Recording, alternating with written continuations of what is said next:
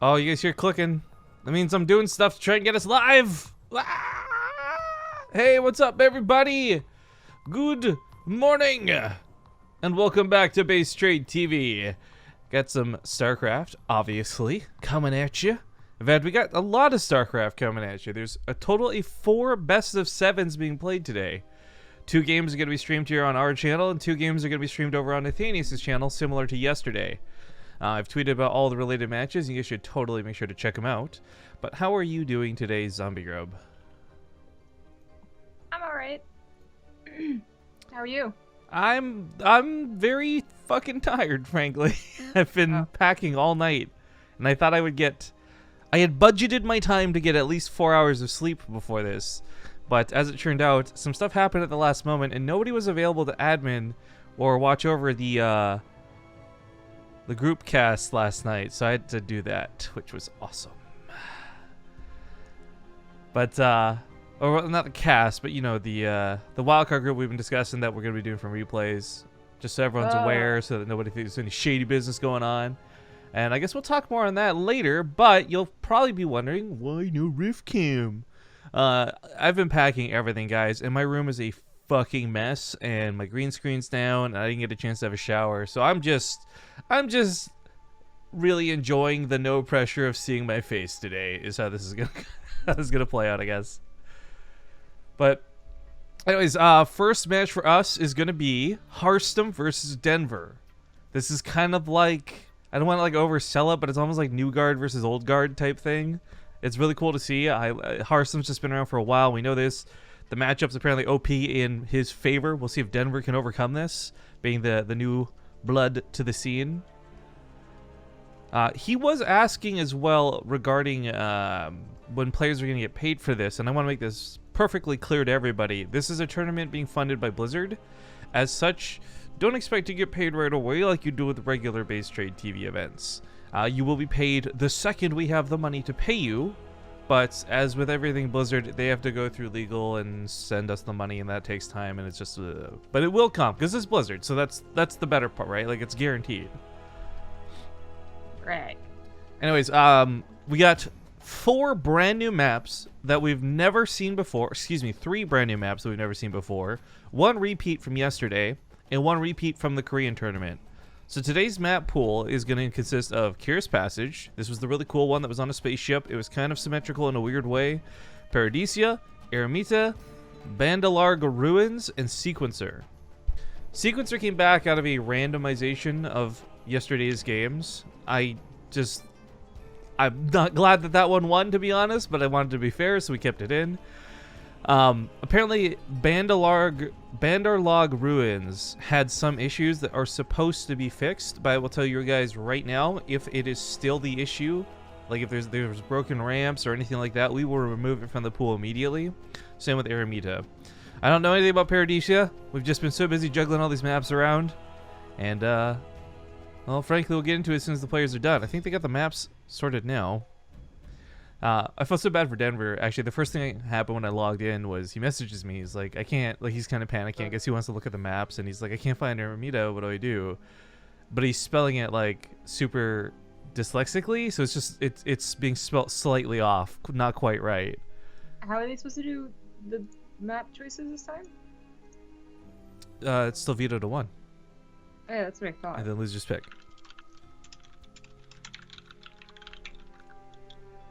Yeah, okay, that's what I thought. That's what I told them. But then they wrote like an order.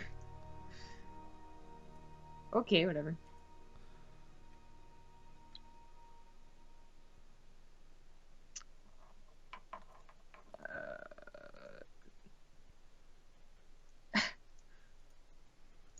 I'm confused. What's going on?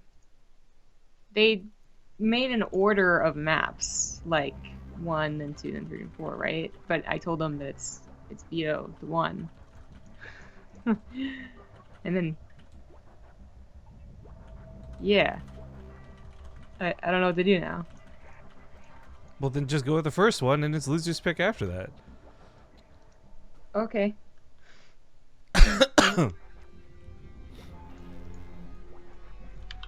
I guess that works. Anyways, so there was some confusion amongst the players, which I guess is weird because we've been using this format for over a year now with the Alima League, so it didn't seem that different to me. But we're on purpose only using 5 maps, despite the fact that this is a best of 7. And the idea is that after 5 maps are played, should this go to Game 6 and should it go to Game 7, we will see repeats. Well, and we want to see repeats. The Alima League has a default first map, so losers pick afters kind of makes sense. I guess for this one, it talking about the smaller map pool, because that's what everyone was really confused about. Oh yeah, they were confused about that first. But so yeah, I guess we'll just go with this one first. Yeah, hopefully our viewers are all caught up now. If you guys have any questions in chat, we will of course be trying to answer them throughout the cast today. Big thank you to Lantaro for the 22-month resub to kick off the stream. Then we had Jeff C1971 hit us up with a brand new sub alongside SC2 Couchcraft. What? That's a great name.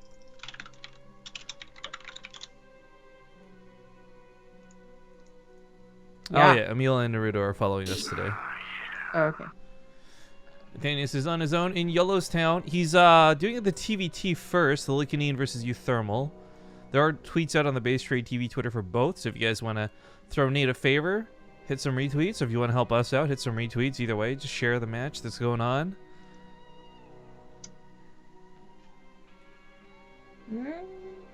Oh, poor Apollo. Oh. Why isn't Harstem joining? He's too busy. Oh no. I didn't want to be in a party. Oh, he instantly joined my party. Who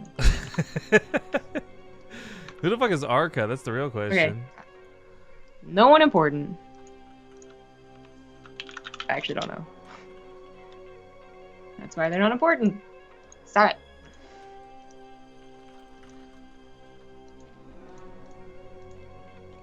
I got it. I'm on point today. Harstem though, please. All right. Okay.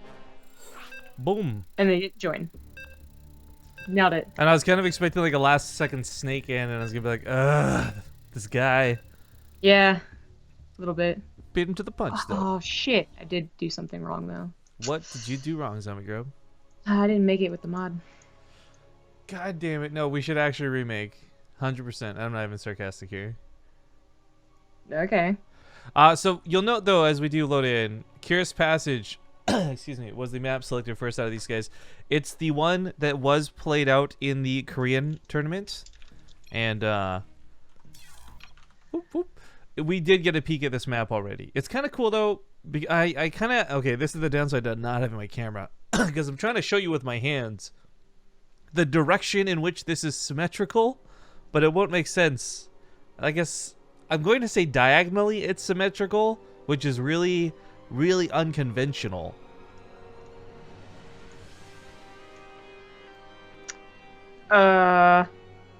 Is it? Yeah. I'm actually. Do you not remember this map? This is the one that was like the giant spaceship flying over the planet. I remember how it's symmetrical through the diagonal, but is that super uncommon? Yeah, I want to say every map I can think of for the last 2 to 5 seasons has always been kind of just quadranted off. Can you think of any other? I mean, this is excluding the 3-player spawns from the past, obviously, but I really can't think of any other map that's ever been symmetrically diagonal. Well, like, I feel like I'm the one that's incorrect here, but like I'm having trouble. Well, for me, getting my head around it, because like any 2-player spawn map, right? Like Frozen Temple would be symmetrical through the middle. Frozen Temple, though, okay, so how to phrase this? It was like mirrored, right? This isn't quite mirrored. Oh yeah, so the problem is that it's not mirrored. It's like the other side isn't flipped around. Yeah, but a mirrored thing doesn't. You guys will see what we're talking about. We're getting in game. It doesn't really matter trying to describe this with words. You can see it visually, but it's got some interesting block here right in the middle. You can see this on the load screen already. There's no middle attack path through the map. No, there's not. There's a big old thing in the middle that probably does some air blocking. I actually don't remember if we saw that. We did not, and I don't imagine this would actually do air blocking. It doesn't look to be taller than the rest of the map, but this is the engine to this giant ship of a map, and we'll talk more on that in a moment. Bottom right side, ladies and gentlemen, bonjour. It's Denver. In the top left is the red Protoss. It is Harstem.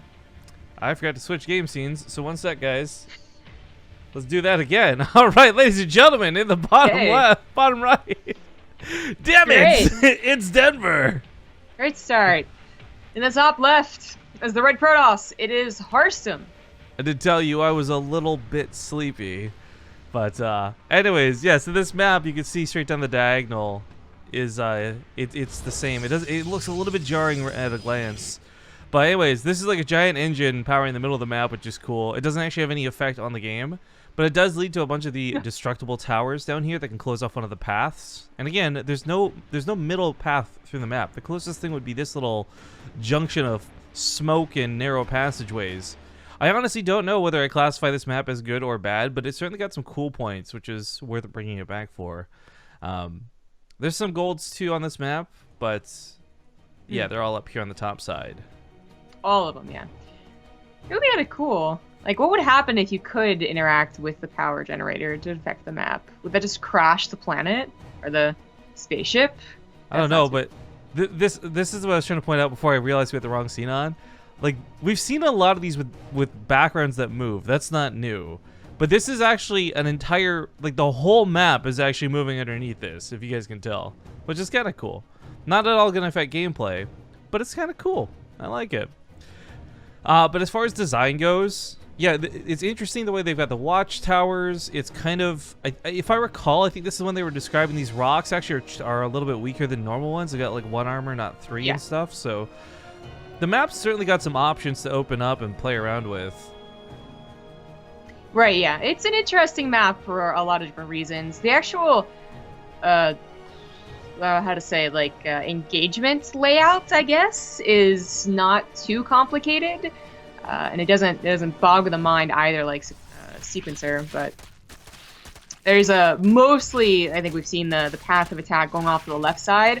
The right side has a Zelnaga, but it also has that big old, like, maze or whatever that's going on. So I don't think people are really going to be attacking over there. The maze has really got me intrigued, though, because obviously, first off, if you're Protoss, you're throwing force shields in here all over the place, right? So Zerg's never going to want to take a fight up here, not against CVP. But that's where you open up these rocks, or you path down here, I guess. Again, like, we really didn't get to see much of that used because the games played on this map were kind of not not great. So a big part of why I wanted to bring it back was seeing more so of how people path on the map and what it looks like when you have a map that has no middle, so to speak. Well, to recap, we saw a PvZ, I believe, with stats and no regret. Was it?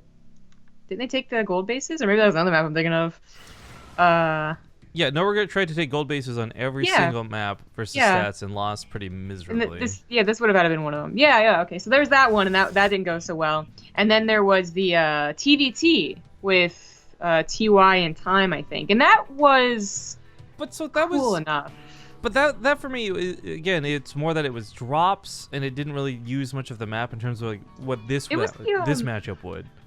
Yeah, for sure. I mean, PvZ is very different, but TVT did have that kind of like, you know, it was an exciting series overall, just because Time like looked really good. But there was like the whole mechanic of the rush distance, because TY was pressuring really hard, and Time like almost held on with this third base. Like that did actually test the limits of the map a little bit, I guess, or like how the tanks sieged up behind the mineral line, but. Right, it's not going to be really affecting in this matchup where you don't have a lot of those siege units as important as they are in TVT. It's just an Oracle opener, pretty quick third base. I mean, the third base is not totally out there in terms of, like, you know, possibility of taking it, but it's also not the easiest. Again, in the PvZ we saw, like, that just didn't really count because Noregret was doing, like, a bunch of really weird things, but... yeah, the fact that Harstem had to expand the way he did up against the debris, but his third base, like, you can still go to the third base. Like, you're not walled off by your natural and your third natural wall off. But anyways, Adept attack with the Oracle is actually pretty deadly because it is two Oracles. Yeah. And they're not being focus fired either. So one queen goes down, second queen's gonna die. What's unfortunate here is that I think if Denver actually had his forces consolidated there, he may have actually taken a better fight. Like 3 queens versus like 1 coming in at a time. Yeah, I wouldn't be surprised if he lost off this attack. That was not really well received on his end. No. Well, you know, Harstem kind of lets himself get surrounded a little bit more than I thought. And the Oracles are out of juice. But this was a long time that Denver didn't clean anything up. He lost quite a few lings. He lost all of his queens. Didn't really lose that many drones, but the Oracles are still alive. So that didn't snowball as much as it can. This attack has ended professional Zerg players' lives before because of the same reason we just saw there. But this one didn't end Denver. It just gave him a lot to come back for. Well, one thing we got to see a good chunk out of Denver for. I really didn't expect to see this shown off through a ZVZ, but Denver's pretty good at getting counterattacks in. I'm wondering if that'll translate well here to the ZVP. But his series versus Bly was constantly him taking damage at home and then dishing it out back on the other side of the map. I guess this is also a pretty wide choke. Like Harstem's actually got this part set up pretty nicely. There's not going to be lings running in from this side and up or into the natural, but coming on the right side, there's not much here. Yeah. I would put this like, not the easiest, but not the hardest third at all. Yeah, I put it on like easier. So I guess it's a macro map. They get a JD toss to a 25 on 3 sub. Yeah. Overlord scouting every which way. I want to see the composition. It is just going to be the kind of typical Immortal composition, which that's an interesting 4th base. This is a low yield base. We see again, like we didn't get to see these games play out long, so we had no idea. But this is apparently a low yield mineral base. I would say the gold base is a lot more tempting. Besides being a gold, it's a gold with only 1 gas. But that's the kind of the point, right? This is also only 1 gas, so I don't know. Plus, it kind of plays into the whole like I don't think people are really going to attack via the right side. Although the TV saw they did attack on the right side of this map, but like it's going to be a little more dangerous, I feel, because of the maze aspect. So the right side is kind of the safer expansion, in my opinion. So I'm a little surprised that he pushes forward, but oh well. Yeah, neither here nor there. Unless these make into the ladder map pool, there's going to be a lot of situations where we just don't really know what the expansion is going to look like. But here's something interesting. You know, we liked seeing Denver not just in a ZVZ but a ZVP, is that he does go for swarm hosts, which I don't know if Harstem knows or not. I imagine he would. Like he was kind of joking around about how he'd lose to Denver, so I imagine they at least like know of each other. And if they know of each other, then Denver's been kind of an advocate, I suppose, of swarm host styles. So it should be something Harstem is thinking about. But Harstem is going for the exact same composition that who was it? DNS? DNS went for.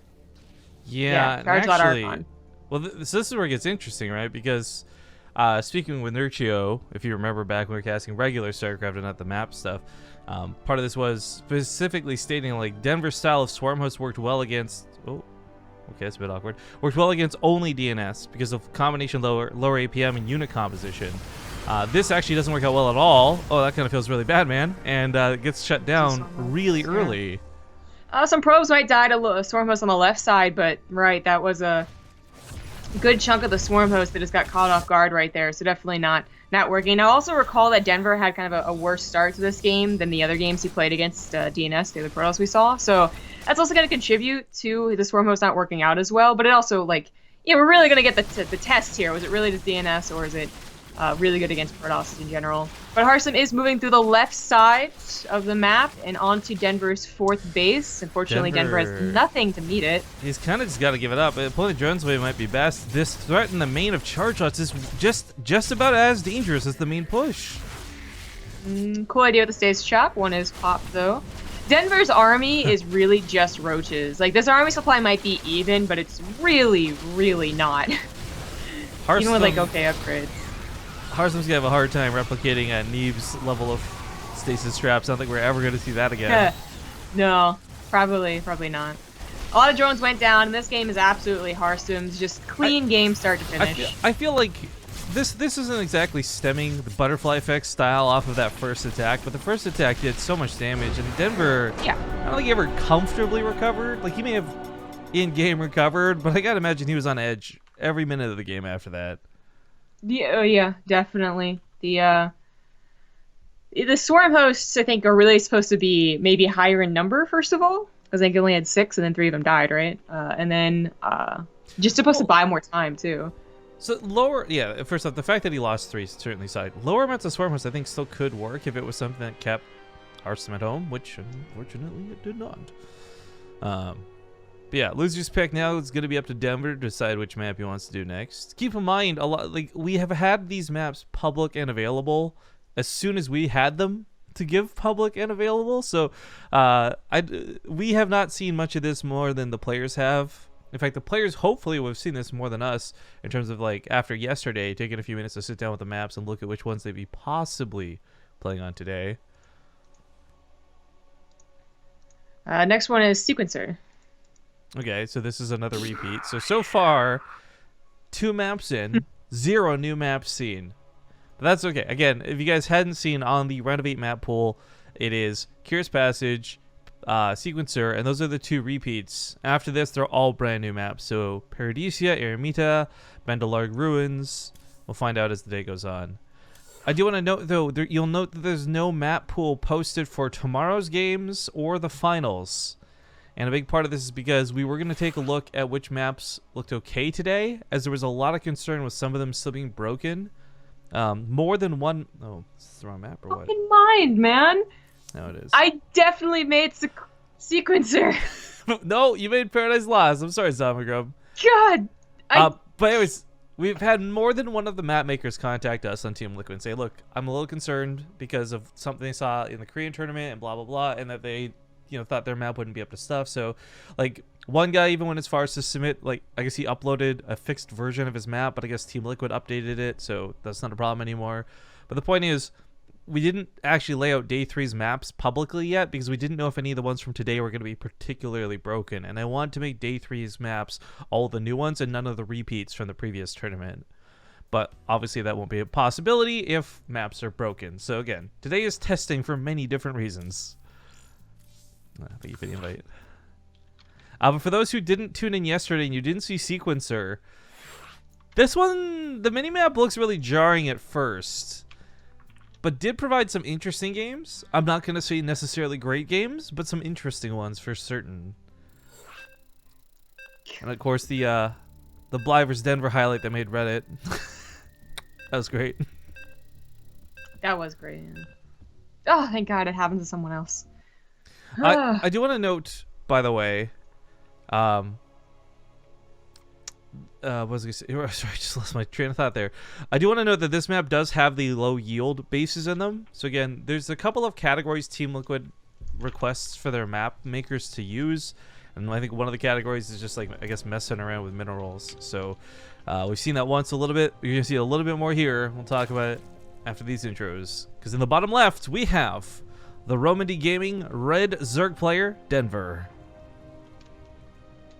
In the top right is the pink Protoss. It's Harstem. Everyone's asking about the subway picture. That's just my Twitter picture. Guys, I don't have like a picture of me like ready to go. I don't take like a selfie every morning. I just grab my Twitter picture.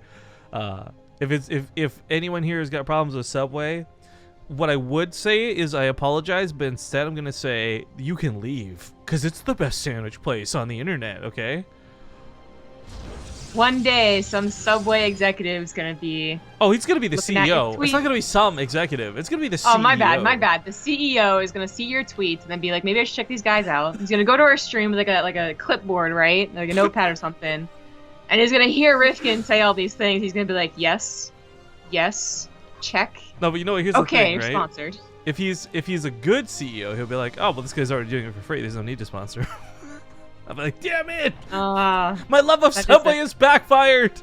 That is a good point. You should downgrade to like, just be like, well, you should try Subway. I can't really say if you're gonna love it, but you should definitely give it a try, and then maybe you'll like it. Yeah. Anyways, we do have low yield bases like we were talking about. There's 1 gas. There's less mineral patches. For those who don't know, the normal is 8. These are 6. I don't believe it's actually less minerals per patch or anything like that. It's just missing 2 of the mineral patches. Your expansion base has this problem too out here. And again, Sequencer's got a lot of these weird high ground, low ground sort of scenarios possibly on the horizon for this. I see a lot of potential for force field abuse here, but there's also some real cool potential for Zergling run-bys and Zerg to get around armies. So honestly, I can't tell you from seeing the games we've seen whether I like this map or dislike this map, but it is one that has intrigued me. Right, it's an interesting map. There's really only 1 or 2 maps that I've looked at and been like, oh, I do not, no. On No. that note too, by the way, if you are feeling like Zombie Grub about this map or other maps, again, we're asking you guys to remember this. Maybe you don't want to be the social StarCraft activists that we want to try and make sure that the ladder pool is good, but at the very least, after tomorrow's games, there's going to be a poll for you guys to vote on to figure out which players we're inviting back to the finals, and more importantly, which of the 10 out of the 15 maps we're going to use for those finals. For those who don't know the format, the grand finals for this tournament is going to be basically a $1,000 show match. 10 maps, each map win worth $100. Ooh. That came out spooky. That wasn't my intention. I was just saying, like, I'm not sure why that went spooky. Thank you, Roy010, for the 12-month, 1-year part 2 sub. And he says, greetings from the Netherlands. Hello. Okay, you know what? I know the Netherlands is a real place here on Earth, right? But how is there not some, like, cool Voidy style map called, like, the Netherlands? Lost in the Nether. Are there no maps in World of Warcraft, or places rather, called the Netherlands? Well, so the Nether is like a place in World of Warcraft. I'm saying StarCraft, like... You can't go to the Nether and then go to the lands of the Nether. Well, no, but it'd be cool to have, like, an homage to it. It's like a super spacey map or something. I don't know. I don't think the Amish would enjoy that. Actually, a really trippy map. It's funny because we have all these things like with terrain, right? I wonder if there's a way to make it so the terrain is like invisible, sort of. So it would just look like you're fighting on space. I'm not saying that's a good thing. No map maker should ever listen to me about that. But I'm just curious if it's available. Maybe if you made it all like a glass texture, it'd be kind of. That could be up over top like one of those black holes or something too for the backdrop. Yeah, like you could kind of tell, but it'd be really hard. I don't know. Anyway, we have a lot of lings on the way, but I do believe they're just trying to meet this Resident Glaives attack. So last time Harstem went without Resident Glaives, but he had those 2 oracles helping, which really like they pack quite a punch. This time it's Resident Glaives and just the Adepts while he expands. So it's still trying to be an expansion build, but he does also have a proxy gateway, so it's like expansion, but with a little bit extra, I guess. Well, I mean, the big thing was the Overlord saw this gateway a long time ago. He knew this would be a problem. Banelings were prepped, but the Adepts split. The amount of Lings out, too, are going to be questionable for this. Again, Adepts can take these down pretty quickly, but I like the Banelings. I feel like for Harstem alone, just the threat of Banelings there keeps him from being able to blindly transfer the way he'd like to. Yeah. The Banelings are being used really well this game. Like, a lot of the times, if they only depend on Banelings, they get the... Well, like 5 of them explode, right? Because 5 seems to be a pretty safe number, but they only explode on 2 Adepts because Kratos have learned how to split like 6 months ago. So it doesn't really seem to do it. For the Zerg. But now this is okay. He used them and he backed off as soon as Harstem split, and then he made a couple more, and it seems to be okay. I do want to comment though, it's a little bit scary watching Denver go back to droning. He did send all of his Lings across the map. He does see those Adepts with that Overlord. I mean, like, there's really not enough Banlings to play greedy. He will get a kill on the 3rd, which is awesome. Let's see if we can get anything more than that. Harstem really doesn't have much. There's not even anything blocking that wall, actually. So this might be worth just trying to base trade out, as silly as that sounds against something like Adepts, but these Banelings aren't quite hitting the mark. Adepts transfer through. 16 more Lings are on the way, but looks like the ones that are across the map are coming back home and don't actually finish off the 3rd. Oh, no. Like, leaving 1 or 2 on that, I think, would have been a much better choice. Oh, no, that's a huge mistake. Harstem probably, I think, hasn't even recognized it yet. Like, oh, wait a second, they have a 3rd base. Wait, oh, my Adepts came over here. It's not the left. No, that's bad. And Denver's indecisiveness really playing against him here. He came all the way home with the Lings, only to run back across the map again afterwards. Definitely would have been better off either killing the Adepts, cleaning this up, and trying to play from behind, or just killing the 3rd. Being stuck between the 2 options, I think is going to get him killed definitively. Yeah. Okay, it finally gets the Nexus. Come on now. See, yeah, secures that one pretty nicely. But we'll lose a handful of Lings for it. Oh, he's fighting within the overcharge, too. This isn't worth it. I feel like he's been very distracted with trying to do the 2-front attack, and this has been A, good out of Harstem, but B, also a little bit mishandled out of Denver. It's a little bit disappointing to see, not because I want to get too critical on Denver and his play or anything like that, but I've seen him be better than this. Basically, is what I'm trying to say. These mistakes do feel like below him, and that's meant to be a compliment, not an insult. What are you gonna do to him?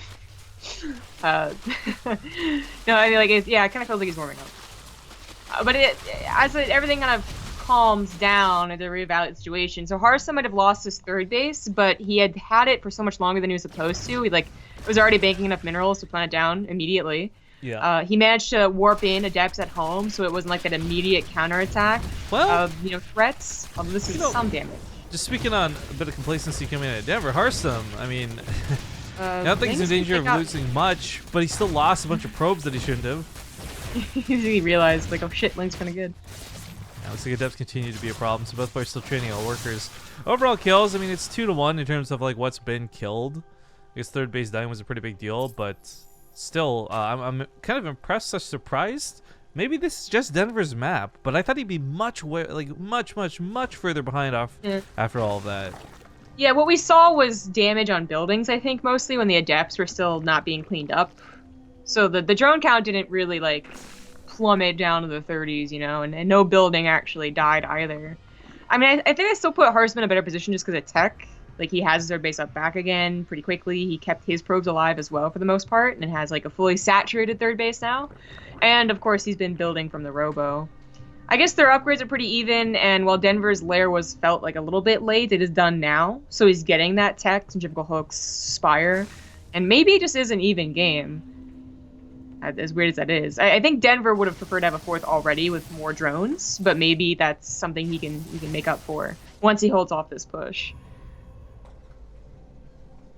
Yeah, I think that's probably where Denver's falling behind. That fourth base with no drones whatsoever, and having to build an army right now. Does Harstem have a War Prism? He does. This could be a game-ending push. Denver doesn't have many Ravagers, many Banelings, but he did pick up the Banelings that he has. I like that a lot, actually. The Stalkers could focus this down, of course, but this will guarantee that they get a connection on the sentries, whereas otherwise they're just going to get force field. I mean, that's just, there you go, right? This is kind of cool. I really want these to work. It'll be certainly flashy. Actually, what is it? A queen in there? That's a Ravager in there. Okay. Yeah, it was an accident. Yeah, right? It's going to pop out and be like, explode! Oh, wait a second. This might still be something that Denver can hold. His upgrades have finished, including centrifugal hooks, but he's really got to get to the heart of the sentries. Unfortunately, with so few overlords, those stalkers can easily snipe them down. That's where Denver's going to really want them to be busy with the engagement. Shooting the Ravagers, fighting the Roaches, blinking backwards, like, just looking for that opportunity. By the way, Blink not going to be available, and there's no way for Denver to know that, really. It's only just started up. Same with Storm. In fact, Storm might finish before Blink, which is a little less than conventional. That's weird. Yeah. But Harstem's really hesitant to commit to the push, and he's even going to retreat. So now Denver needs to bump up those drones, get the fourth base really going, and then he might be in an okay economy. But it still would be a very late time for the army that he has, you know? Like, he even canceled the Spire, which is probably a very wise move to hold on. This is questionable. He could squish Harstem in here, get a nice pincer attack going, but the Lings have run too far ahead of the rest of the army, and as he consolidates, you know, makes himself just vulnerable to force fields. Right, so this is kind of the cool part of the map, I guess. On one hand, you could get a bunch of surrounds because they can't tell where your army is. But on the other, if they do have the, you know, quick hands, they can force field it off very easily, and then suddenly you're only attacking with half your army. So that was kind of scary for both players. But right, like, Harstem already having Storm and on his way to Blink and +2 will have the better army against what Denver has if he actually has Storms available and he's in a good position. Looks like Bane Rain in a couple different bases, but only gets 4 probes for all that effort. I mean, I think it was 3 Overlords. No, okay, these ones didn't actually go in. But 2 Overlords, 4 or so Banelings. Oh, no, save the Templar get caught. He's going for the force field. He wants to keep these alive. Storms are huge versus Denver's composition. I kind of like those force fields. It was like a shield. Actually, wasn't it this map where we saw Neeb go like friggin' 11 Templar for Storms or something against Nerchio? Yeah, and Nerchio had a much cleaner early game too, and he looks like a beating. And Denver's gonna add on 10 mutas, so this can clean up a War Prism or just simply try and harass in the main base. You know what? getting rid of this Warp Prism might be the most valuable investment in the game because this is just constantly kept attacking to it. But Force Wheel's coming down once again. Not really landing many of these corrosive biles. Wait, did I get the Observer? It did. Okay, it's a little bit There's no lurkers, though. So yeah. Harstem's A-okay. There are Lings breaking down the back door of Harstem, and this doesn't lead to a 4th base, but it still leads to your natural. Yeah, that annoying. Might be an issue. Banelings drop into the natural and going towards the 3rd now. 16 probes killed. Not too shabby, but he does have a top left base mining still, so even then, I mean, like, I'm not too worried for Harstem. I like his map presence with the army he currently has available, and when it comes to killing probes, you're only really stopping the next army. So if you can't even deal with this first one, it doesn't matter how many probes you've killed. Yeah, that's a good way to put it. Mutas will be able to get quite a few additional probe kills, but apparently they didn't clean up the Warp Prism. Yeah, it went off to the right side, so drones are going down now too. This, by Very the way, important drones. This is where those Lings need to get in there, by the way. Harstem is definitely looking in 3 different locations, but so is Denver, and that's why those Lings aren't running in. It's a big problem because it's a missed opportunity. A lot of Mutas just died idle in the top left, but drones and probes aplenty have died through these attacks. The multitasking out of these two has been insane so far. 53 and 46 workers killed apiece. Bentley's going down is going to really hurt, but 11 more Mutas are on the way. I don't know that Mutas are going to help here. Oh, no, I don't think they are. The force field, the storm. There's David no way. Kim. GG. All right, well, folks, that's going to be a 2-0 lead for Harstem, but being that this is the best of 7, it is first to 4 wins. We're going to go to a small commercial break, and we'll see you guys in 2 minutes with game number 3 when we return. All right, folks, we're back. Here, a quick glimpse at Zombie Grub's face. You're welcome, boys. Now let's get back into the game. I picked the wrong scene. Leave me alone. Oh, okay. If you were going to say that, I would have made the dumbest face possible. That was my clever attempt to be smooth and cover it up. It evidently did not work out so well. But at any rate, folks, we are getting into game number 3 in this best of 7. Spawning here in the upper left side on a map we've never seen before. It's going to be the Blue Protoss. Oops, let's swap those names around. Leading 2-0, Harstem. In the bottom right is the Red Zerg. It is Denver. All right, so let's take that double zoom out and explore this map together, ladies and gentlemen. Woo! We're like an explorer in a jungle. Yeah, I mean, right off the bat, pretty big main. That does leave some concerns open as far as like where you could possibly be dropped or warped in from. Like this is like you could actually put probably tanks down here and secure your unload up here too. Like there's a lot of potential here for this cliff, but we'll move past that for now. Your natural base actually is not as exposed, I guess. Looks like you've got rocks. Mm-hmm. Moving Same on with your down. third. Yep. No gimmicky weird lack of minerals yet. Put an asterisk on that though. Fourth base? Don't take this 4th base. Yeah, that's quite risky. So if this was okay, right now Abyssal Reef has a very similar looking potential 4th. The difference is this part is all low ground and not high ground, and this makes this, I think, much harder to defend against, rocks down or not. But I'm curious, like once you do actually open up these rock paths, I guess they lead to other alternate bases. You do have some watchtower coverage down here. This is another map, I guess, kind of like Curious Passage, that is split along the diagonal as far as symmetry goes. I need a second. My mic stand broke. Okay, well, mute yourself so you don't make fiddly noises. But top right bases, they're a little bit weird, but what's kind of cool is I can totally see people getting away with taking these neighbor to neighbor and having a fight over that watchtower. It doesn't look like these islands that appear on the minimap are actually of any consequence to the actual map. I don't know. This looks, all things considered, surprisingly standard, and we were talking about this yesterday, where it does feel like there's been emphasis, whether it's on the map maker's part or Blizzard's request or the judges of team. Like, there's a lot of factors going into this, but at the end of the day, we get these maps, and I don't know what went into picking this one, but this one looks a little bit more standard, and I like it for it. I think that Nate actually did a great job. I don't know, I didn't get to hear any of his cast yesterday because obviously we're casting it at the same time, but afterwards on his stream, he was kind of talking about how, look, you don't have to make the maps super gimmicky with really crazy tricks. Sometimes a gold base alone is enough to make a map truly different, unique, and interactive. And I kind of actually am on that same sentiment with, especially what we were talking about yesterday. I don't feel like we need a lot of super crazy maps. I really wouldn't mind a map pool of standard maps, but you can have variations of standard. You can have like rush standard. You can have macro or standard. Like, just there's been with the air blockers and the force fields, and I love the cool things and I love the new things, but it doesn't make them good. And I feel like there has been some hurtful, we'll say, effects on some of the maps we've seen so far that I would not want to see make it through to the ladder, personally. But while Zombie Up continues to fiddle, or at least I assume that's what she's doing, all I can see is actually Apollo's eyes on her bed because he kind of blends into the background. He's such a cutie booty. Lings are going to dance across the map from Denver, though. He does get a couple into the man. I guess snuck past the wall initially. Harstem is just going to... he might want to fully wall this off, actually. It's not going to matter. Drop Overlord on the way. And looks like the pylon's under attack. Is going to back away from it. Okay. Welcome back. So, yeah, Apollo freaked out. That's what he was doing. It's like, oh my god, what is that? But that should be fine now. What happened? This is unfortunate. I think Denver was meant to get away with this a little bit longer, but Harstem's Oracle sees this, keeps it at home, and he helps clean up the Lings with it too, which is nice. If the Lings have been able to focus both front and back on this wall, yeah, there we go, consolidating on top of things like the Adepts and knocking down the pylons. Oh, that was awkward. They all just got trapped out. I mean, well played by Harstem, but awkward by Denver.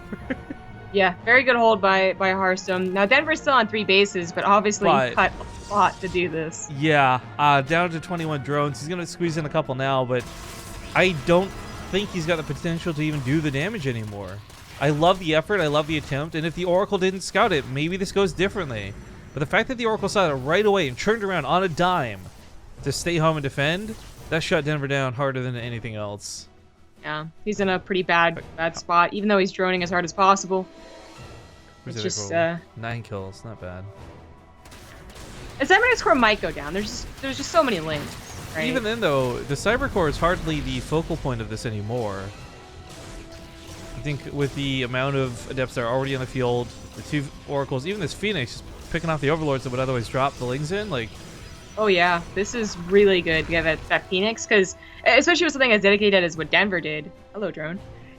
There are Overlords that you invested into Proxy that hatch. are going to be around here. Yeah, Proxy Hatch. Take the gold! Wait a minute. This is where I'm actually really totally sad Bly didn't make it out over Denver. Mostly because I would have loved to have seen things like Proxy Hatches, I think, on a map like this. Well, he's still in the spirit of fast lanes. So, Harstem is going to take the... I guess we can kind of call it the Abyssal Reef third. Even though I agree Abyssal Reef is a safer low ground expansion than this one. And it might not be so bad. Yeah, we were speaking, I think, strictly at a glance, but I was also thinking in terms of, like, ranged attackers. So right, like, I'm thinking Corrosive Vials, right? Like, just raining down from above. And then they break down the back rocks to your natural with Roach Ravager, so they're raining down on your probe line and attacking from 2 different directions. Like, yeah. I could see it being complicated, but also see it being something as, like, you know, they're kind of going down a choke. You know, it's still, there's something to be said about advantage advantage. Oracle's gonna go try and get as many kills as possible. Of course, there are Spore Crawlers down, but Denver, having been at 21 drones for a very long time, every drone counts here. It's still down by 10. Still committing to the Overlord drops is so dangerous. You know they have a Phoenix out. What is that Phoenix doing? It's just chilling. If it was patrolling and seeing this, that would have been pretty bad. It's taking in the scenery. I mean, this is goddamn beautiful. This is screenshot-worthy stuff right here. Control Shift W. Oh, I can't do that on this overlay. Anyways, yeah, Overlord with the Bailings certainly should have been pushed off already before this even had a chance to begin. Not that the Phoenix exactly melts in Overlord, but that's the point. You get on top of it early, so it's about half health. Stalkers, cannons, overcharge, whatever finishes it the rest of the way. Here it goes. Oh my god. The splits, though, and the Oracles, of course, still can't be touched. Those Bailing drops actually weren't too bad. They hit the heart of the Adepts. If he wasn't busy focused on this one Stalker, he could have surrounded the Adepts. I feel like just mangled them. Okay, the probes finally almost went down, but they didn't actually go down. Well, he's got 2 more Banelings, and there doesn't appear to be more anti-air. As these stack up, it creates a bigger target. Oh, he doesn't know which ones the Banelings are in either. Just got to split. Not Yeah, bad. just your juice. And he catches some of the probes back on that transfer going home. So, I mean, through this attack, Denver does even up the worker count, but is that enough is the question. I mean, he's got a +1 melee lead, which is nice. But as we saw in that last game and through yesterday's series with Nurchio, like, as soon as Storm comes out, all those melee upgrades almost feel like for naught. Right now, you know, again, with Denver cutting here, he's still not on a lair, for instance. Just having a good, solid army of Archons and Stalkers would probably be enough to deal with Denver's army. Denver's going to try and buy time as well as just do more damage while he gets more upgrades. Roachborn or maybe Aspire, I don't know. Those drops didn't do very much. He kind of had to panic and throw them out, though. I mean, with the Archons, the Stalkers, and that Phoenix, he knew he was going to lose them. Wall's not going to come down, but even if he does finally break it, Denver doesn't realize... Oh, he does. He actually knows there's another wall behind this. I don't know why he put so much into trying to knock down those rocks. Just another place to attack into. I mean, it's not terrible, but it is going to be trapped now by the army. Well, thank you to Untouched Matrix for the 3-month resub with that Twitch Prime. Says, keep up the good work. The work is all caps for some reason. Yeah, right? It's work, I tell you. It's like an Archie comic. Oh my god, I hate... You say Archie comics, but that's what every comic does, and it really throws me off. I want you to be good. Why are you that bolded? I don't understand. I'm emphasizing in my mind. Let me finish that sentence for you. I want you to be good at StarCraft so I can date you. That's the Archie comic right there. All right. Bailey's get some really nice hits. It's no speed on these, and they managed to connect to the heart of Harstem's army, but it's still just not going to be enough. Yeah, this is just too solid of an army against Denver's really only Ling army. I mean, I realized he got a couple of origins at the end there, but that didn't help.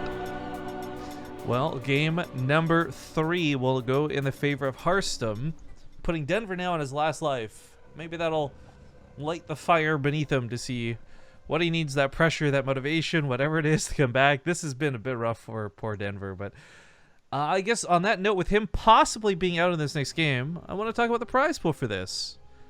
So there is up to $300 any of these players can earn from this portion of the tournament. 300 doesn't sound like a lot, but it is, of course, spread out amongst pretty much everybody. Like I said, anybody who's playing any games today has earned $200 in basically participation money. They won one best of 5 yesterday, woo, and maybe more here. But the big thing is it gives them more opportunity to play and show off their stuff and win the hearts of the fans. Because again, and I want to emphasize this, the grand finals is going to be done not by necessarily popular vote, by favorite vote. Like who you guys really enjoyed watching throughout the tournament, which series you thought was the best, which player you thought got robbed. However you want to vote, the point is you will get to vote and decide who comes back for that 10-map show match at the end of this. Indeedy. Well, maybe Denver's hoping for his aggression, his Stormhost play. Oh, damn, girl, you nasty. I just saw Twitter. Ouch, that was sharp. I tried. It took me a whole 2 minutes to think of how to word that. She felt honored. Anyway, one more map. What's it gonna be? At least one more map. Yeah, it's either gonna be Eremita or Bandalarg Ruins. I've heard really bad things about Eremita, though, from a couple of folks who went to take a look at it yesterday. I've still not looked at it. This is the same... It's not even an excuse, but it sounds like an excuse. This is the same thing as I said yesterday, though, where I really want to come into this with fresh eyes, with you guys, the audience, and look at this for the first time. So I have no idea whether this map is going to be good or bad, whichever one gets picked of the two. Eremita might be the one that someone commented that it has a lesser rush distance than Steps of War. Yeah, that's what it is. 18-second ramp to ramp rush distance. It's a lot of R's. That's also really disgusting. Yeah, that's why people don't like it. I mean, Denver's been really aggressive, so maybe in his mind it's the way to go if he realizes that's how small the map is. Because sometimes you look at the mini map previews and you're like, it can't possibly be that small. Like my mind isn't reading this correctly or something like that. But the other map, the gibberish map. The gibberish map. This is not quite Gangnam Sound or whatever that I couldn't say. Bandalarg It's from King Louis' Monkey People in Walt Disney's Jungle Book. I'm the swing of the... Wait, what? Really? Bandalog ruins. Oh, interesting. I love the Jungle Book. By the way, I just tuned into Nate's stream briefly to check out this TVT. I guess he's also having a bit of a one-sided series, but they are currently playing on Eremita, so maybe at the time of you guys hearing this through that stream delay, you got a second to go check it out. Hop on over to Nate's stream and see what exactly is going on. But, yeah, we're still waiting for Denver to pick that map, guys, so I don't want to do an ad break. We just did one, but it looks like we need a couple of minutes here, so we'll see you in... Chooses. Still want to go to break? No, because he's chosen the map. I was only going to do it to buy time.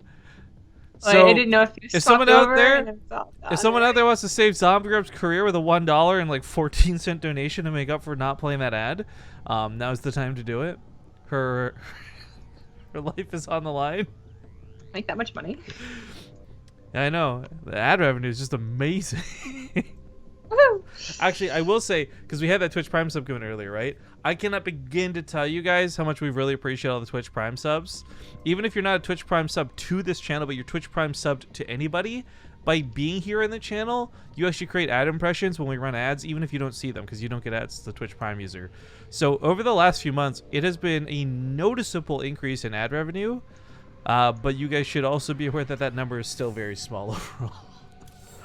Like our majority income definitely still comes from things like subs and donations and the whatnots of the Twitch world. But okay, he picked Eremita. Yes, he did. Okay, so this is again really. I mean, just I'm looking at the map preview here in the lobby. Like this is. I'm gonna go to the in-game screen for a sec here. This is a small-looking map. If this is your spawn, this is your spawn. I guess at a glance, if you're really worried about getting attacked, these look like destructible rocks that you can knock down, and that would significantly lengthen the distance, but it's still a pretty short map. I don't know. This is interesting. Oh, this is made by Avex. That it is. Avex is certainly, believe it or not, in the rush category. Wait, what? I want to note too. I've been poking players here and there and asking. Harstem was one of the guys I talked to about this, about trying to get on Discord or something, and possibly after tomorrow's matches, just kind of a sit down and talk about some of the maps and get the pro opinions on them. Because obviously there's the Rifkin and Zombie points of view, which we watch these maps and. Oh my god. The natural base has 6 minerals instead of 8. Yeah. The natural. That's awesome. The natural. Cool. Can I finish my thought or? Yeah. Point is, I'm trying to get some cool stuff going so you guys can have some pros come on tomorrow. But we're in the game. It's the best of 7, and it might just be Denver's last life. In the top left, it's the Red Zerg player, Romedy Gaming's Denver. In the bottom right is the pink Protoss. He is Harstem. So, what was this you were flipping at us? Wow, okay. Well, the natural. Well, yeah, so that is certainly weird. What's interesting, though, is I wonder how much this cuts down on, I guess, fast expanding? A dumb way to phrase that, I guess, but, like, if this is list minerals, is it worth expanding as early as we usually see players do? I still think it's worth expanding. Like, there's well, not I'm any more saying, one base. I'm not saying one base it, but you know what I mean? Like, the players who might go for, like, I don't know, Nexus earlier than later. Now is it just always going to be Gateway into Cybercore and no alteration whatsoever? Like, well, I think so. The reason that it's extra like mind-boggling is not just that it's one mineral, like the immediate mineral patches you're supposed to get are lower. It's that it's also combined with this really small map. So like you're really trying to make someone win the game. It's really possible. Well, so I'm looking at this, and this is where it gets a little bit interesting, right? So, quick look is you can knock down the rocks in the middle, and yeah, that will extend the paths. But the natural base isn't even all that secure. Disregarding the rocks for a moment, you actually can still get in from the side of the map, which doesn't take that long to get to. That's got to be a whole 6 seconds longer, Rifkin. Come on now. Yeah, I don't know, man. This is it's interesting seeing new maps like this, but I'm just like, wait, what? So much of this is making me question what I know about StarCraft. So Harstem and any Protoss are definitely gonna have to open up with 2 gateways on here and just like not. So first of all, it provides them a little bit of aggression. Like if they're scouting, they see they aren't getting early pulled, then fantastic. Now they can send their adepts forward. But if they are being early pulled, then great, you have a bit of a wall off, and you can just keep your adepts at home, or fast pulled or whatever. Yeah, where's But the there's a deep. I guess if you're really worried about getting a back attack too, it's only gonna take like a pylon or one depot to lock that off. that's why I wonder if Harstem is really clever in the way that he expanded. You know, he noticed that there's lower minerals back there because that is one pylon. And then while the natural is more wide open, it's kind of like the Metropolis Third, really, where there's these platforms you have to go down, or you kind of go in where their army should be. There are two pathways technically, but are a little awkward to go around. And Protoss they had their period of not being able to expand comfortably in Wings of Liberty, and they've kind of learned how to deal with it. You know, diagonal wall offs and appropriate SimCity and all that. But here's what, everyone thinks of Russians and what the Zerg can do. If Denver wasn't going to go for like a lot of speedlings or a lot of slowlings or quicker speedlings, then he would also be at risk of losing drones to these adepts, which he did lose 4. Not devastating. Yeah. There's speed kicking in now. All right. Well, yeah, this gets you real quick. This base out of Harstem 2 is gonna be really tough to defend. Oh, crap! I didn't realize that was another wall, to be honest, or another open space. To be honest, I thought that was part of the wall. The way the lings just came through. So there's 3 ways to get into this GG. natural base, and that is game. Cool map. Cool game, right? You know what it does though? This does act like, for real though, this brings Denver back in the series. So this is something where, okay, let's say a map like this, as crazy and weird as it is, and I'm not saying this should go in the map pool by any means, but let's say it does. Let's say this gets Dawson stationed in. This is a map then that's going to eat up a veto for most players, and if it doesn't, you risk something like that happening. But apparently there's icons on the map. I didn't see them. But Denver's talking about there's some icons on the map that were just terrible to look at, so I'm really curious what that's about.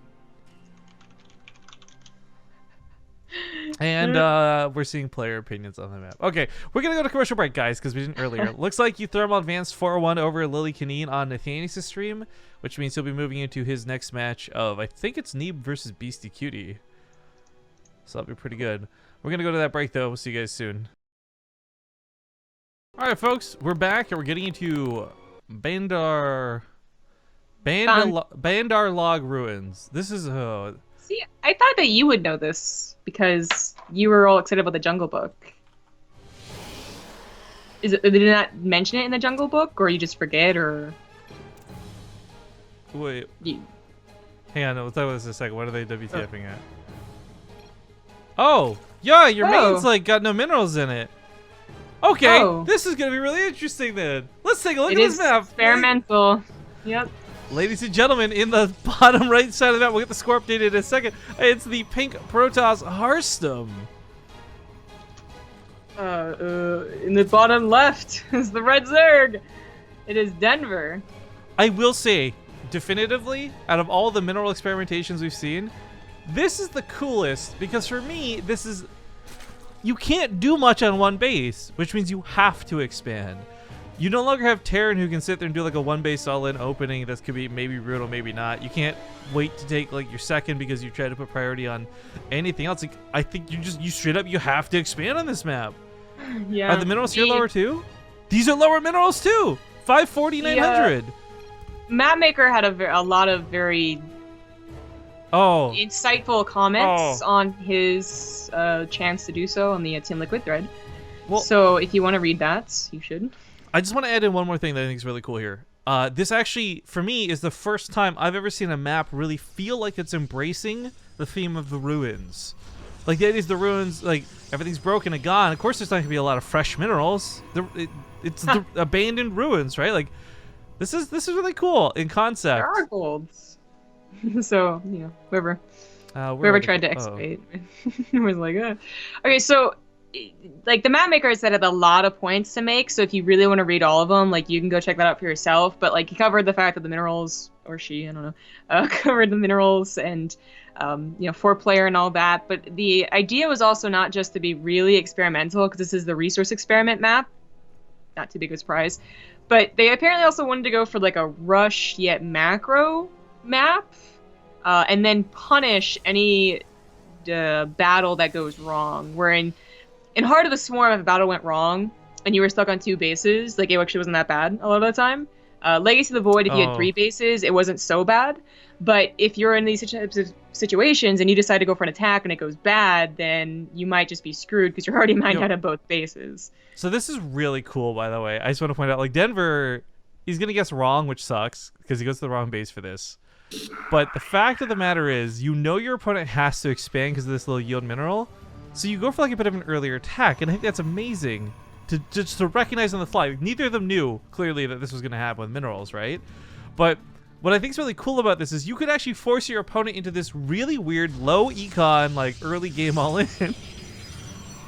Right, yeah. And that's kind of the point, I guess, is you could force your opponent, or you could also try, but the punishment for these attempts are more severe, even though the chances look a bit higher.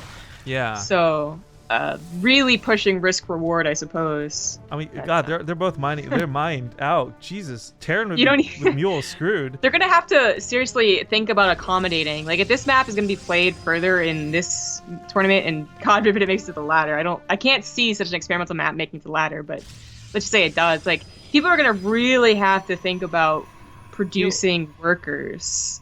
To a point, it's kind of automated. I think what's really cool, though, is like, okay, you know what? This map might not make it to the ladder, but just even right now, I'm sitting thinking, like, this is a map I would love to include in BaseTradeTV events. Like, just as, like, a once-off wild card or something. Like, I love this kind of experimentation, where the game doesn't have to get gimmicky, but it's different. To be honest, I would, we talk about these other experimental maps, like Blood Boil, and we're like, kind of not too enthusiastic about the lower yield backdoor and fourth and whatever. If you're gonna be experimental, I guess I'm kind of on board with this whole just like really push it, like really be experimental and really try and change the game up. It's unfortunate. This is a map I think we definitely need to see some Terran on to really get a feel whether this is super broken or not, though, because I feel like lifting your command center could be very powerful here, combined with dropping mules. Like, for example, let's say you want to do like a 3-Rax Reaper all in. Well, it's not such a big deal because you can just lift up and go to the natural afterwards, and both players will be mined out when one can't take their natural. Yeah, I would think that Terran gets the benefit of this because they don't depend so much on gas either. So like lifting command center after a certain point really isn't that bad. Well, this is interesting. So we get past the early stage, which I guess was it could have been a real test of this map, I guess. And one of the macros. I still feel like this is, though. We're still in testing phase, if you will. For sure. I mean, Denver's on low drones, but that's not such a big deal. Like, normally, if you say, oh, you've only got 30 drones for like 6 minutes in, that's bad if you got 3 bases. But when you got a base that's already mined out, 30 drones is actually not bad saturation between 2 hatcheries. Well, still kind of is, but yeah. It's not great, don't get me wrong, but I'm just saying, like, this is a lot less severe than a regular map where Harstem's humming away on 3 full bases type thing. Like, he's been reduced down too. He's still, it's true, but he is still definitely winning the income war.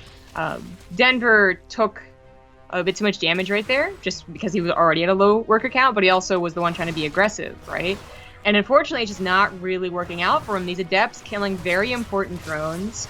The base layouts aren't really, we didn't really talk about them. 1, because they're not as interesting, but 2, they're really not that complicated either. So Harstem isn't really having trouble finding a decent position to try and defend with. And yeah, his attack has got to work, all right? It's gotta. And unfortunately, I think Harstem just trapped his Immortal there, so that was a big mistake on his part. Doesn't wall off either because the Adepts ran forward to let the Immortal in. There we go. Overcharge is proven to be a pretty cool unit. Just saying. Yeah, it is. A lot of damage done through this. Of course, back on the other side, this Adept still hasn't been cleaned up. 13, 14 kills on just it alone. Yeah, this is going to be a game. 50 probes. You could pull the probes and win. We need the Immortals. Like, good God. Yeah. This is a cool map. I want to see more of this map. I really hope this gets picked in the next series. Unfortunately, I doubt there'll be much excitement over the pros about picking a map like this because, well, this or Aramida, right? I mean, well, that's true. You have to pick one of the two. Yeah, exactly. You're forced at a certain point. But congratulations, Harstem. He will take the series 4-1, and thus move on to the next day's worth challenges. Thank you, by the way, to the folks over the Gauntlet for the hosts. Really, really appreciate that. Thank you guys so much. Also, we had a couple of subs come in. Derlino for 33 months. A long message says, wow, 33 months. Sadly, this will be my last. I've stopped following StarCraft 2 due to lack of time. Still, thanks for creating an amazing community. If I get back to watching again, I'll definitely resub. Thanks to the whole community. You guys are awesome. Derlino, you'll be missed, man. I am... That's a sad message to read, but you got to do what you got to do, man. And I hope you'll find some joy with whatever you end up heading to as far as your entertainment. But come back to Base Trade if you ever get bored. We'll welcome you back, open arms. Liquidity C for the 31-month resub, no message. Thank you kindly. And Fazig for 18 says 18 months. That's like 2 sub babies. But Rifkin, why won't you come see your own child? He just wants to meet his father. Why do you assume that it's me that got you pregnant? There's 2 of us here. Twice. Also, can we talk about that? Like, okay, if you're having a baby in a 9-month period, you didn't give your body any time to recover after that first baby. That's like the second the baby was out, you had someone else get right back in there. That's irresponsible to your body, man. You know what? You never had a baby. What if that's the one thing you want? Like 2 days after the baby was born, really? You're just like, man, I am so tired. After I am so sore. But damn, Zombie Grub, I need me some loving. If I was a little bit younger and a little more naive, I could maybe give you the benefit of the doubt. But many of my friends have had babies at this point, and I've had to listen to the experience many times over. Yes, I know the details. But what if, right? Like, because there's also the rule where, like, after the pregnancy, after the birth, right, you're supposed to kind of just do whatever they want because they are in like pain and everything. That's if they're the bride at the wedding. You're getting this confused. No. Okay, so you're telling me if, like, you know, that you come home from the hospital and your wife is like, honey, I really want some chocolate. You could be like, oh, this is our honeymoon? No. Hold, pause. If she's like, I would like some chocolate, gladly will I go. I will hike through mountains to get her chocolate. But if she's sitting there, she's like, I want to go skydiving. I'm gonna be like, bitch, no, you sit down and recover. Don't be stupid. It doesn't have to be that, like, you know, grueling of a task. I mean, come on now. Alright, guys, we gotta get to the next series. We're gonna play commercial break. Next up, we got Hero Marine versus Snoot. Stay tuned for more, and we will get to see some Terran action. Oh, god damn. See you guys in a bit.